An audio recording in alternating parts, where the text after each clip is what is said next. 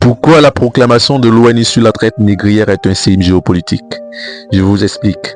Ce mercredi 25 mars restera une date gravée dans les annales des Nations Unies. Par une résolution historique que non contraignante, l'Assemblée générale a officiellement proclamé la traite des Africains réduits en esclavage et l'esclavage racialisé comme les plus graves crimes contre l'humanité.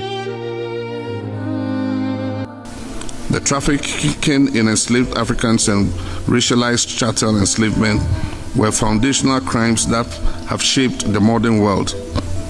While the past cannot be undone, it can be acknowledged, and acknowledgement is the first step towards justice.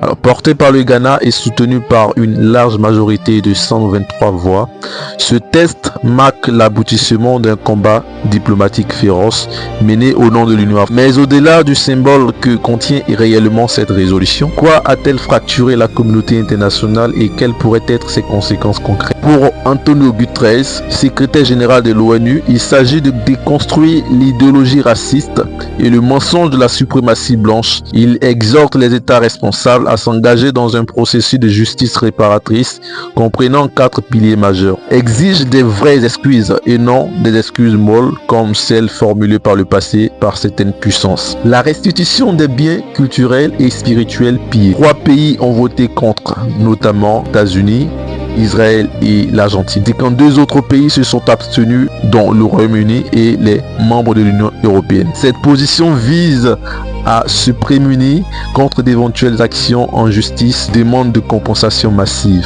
Pour la France et les autres pays européens, ils justifient leur abstention en avançant le risque de mettre les crimes historiques en compétition. Cette critique de la hiérarchisation a été fermement réfutée par la diplomatie ghanéenne. Nous ne disons pas que notre souffrance a plus de valeur que la vôtre. L'objectif n'est pas de minimiser d'autres tragédies, mais de faire reconnaître la spécificité et l'impact continu de ce crime particulier sur le continent africain et sa diaspora.